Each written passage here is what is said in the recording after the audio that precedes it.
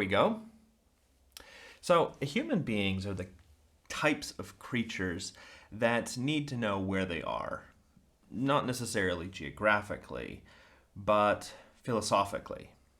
I've been reading in my free time a book called Longitude, and longitude, latitude, and for centuries, human beings didn't really know how to calculate longitude. Latitude was something they had figured out, and so they would go on, sailing expeditions, and they would sail for hours and days, and then they wouldn't really know where in the ocean or even in the seas they were, which led to some rather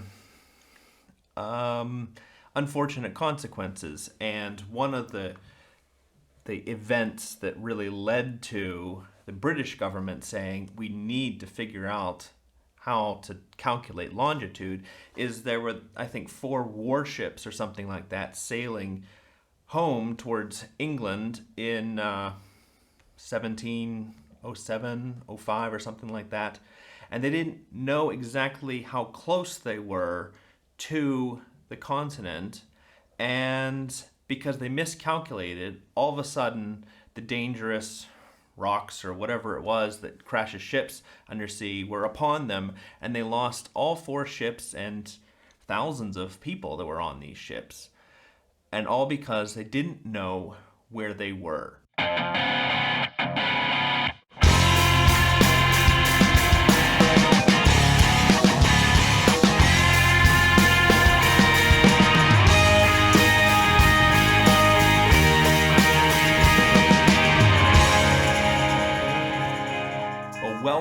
Welcome to the Sanctus Forum. I'm Michael Stewart Robb, better known as Mike, and this is a series of called Conspiracy Commentaries, in which we are reading together. Well, you're reading and I'm talking about the Divine Conspiracy section by section. So per section there will be one video. Hopefully I do these when I can. And today I'm excited, we're starting the very first chapter, and this is a section called Life in the Dark that I've been looking forward to for a long time, especially this sort of little intro of starting in the dark, which is kind of gimmicky, but I did it anyway. And I want to suggest that you look ahead here in the first chapter, especially here, and get a sense of how big this chapter is. It's a little bit bigger than the other ones, and especially here, look at this first section, first 11 pages for my hardback edition, all the way up to this part that says "Word from a Different Reality," and the invitation. And that's where we want to get to. That's really where the book actually takes a bit of a turn, and this first part here, all called Life in the Dark, Dallas is going to start to talk about ethics, or the lack of ethics, really the lack of knowledge of ethics. And he's really just setting the scene for what's going to be a very big theme in the book, which is who is a good person.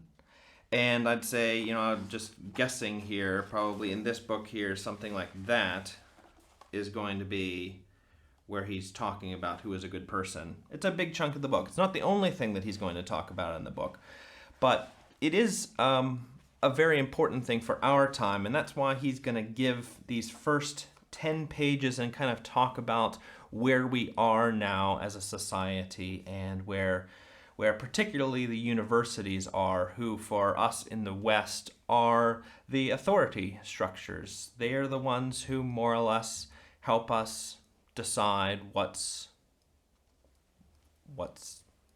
goes and what doesn't go. Now, Dallas's parable here of a pilot who doesn't know which direction she's facing, or not facing, but whether the plane is upside down or right side up, he kind of gives to us as a parable of human existence in our times. And he says, most of us as individuals and world society as a whole live at high speed. And I think that's the bit that struck me this time, this idea of living at high speed, of actually going so fast through life that we never stop to ask ourselves whether we actually are going the right way or the wrong way, whether we actually know where we are. And the thing about that is, like I said, human beings do need to know that, because we are the kind of creatures that need to do things. We wake up and we have to act, and we have to move forward, and we have to know where we are and what's in front of us. Otherwise, we're going to have some unpleasant encounters with reality. And what Dallas is doing with this sort of initial parable is he's saying, this is a book about ideas. I'm going to try to help you as a philosopher, as a teacher, get a handle on what ideas are important. And he's not necessarily going to force his ideas down your throat, but he's going to raise the important questions and then try to lead us to Jesus, who he thinks has really the best ideas and the most important ideas in the world. So it's a book about ideas. It is not a devotional book, and that's something that Dallas writes at the beginning of one of his other books, and I wish he had written that at the beginning of all of his books. This is going to be the next sections are going to be about ethics or moral knowledge, and just be prepared for that's kind of what he's going to talk about. And if it's not really your thing to hear about, what's happening in society there, then just go ahead and jump to page 11, or like I've said before, just pick a chapter that you think would interest you and start there. So don't trouble yourself about not being able to read this book straight through.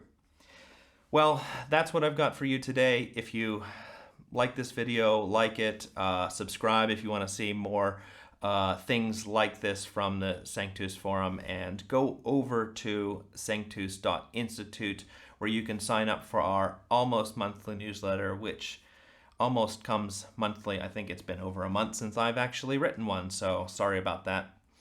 And do send in questions that you have about this book. I've already talked with a few people about perhaps joining me on this and helping me answer some questions. So send those to info@sanctus.institute, and we'll be able to see those and hopefully get some answers or more questions. But until then.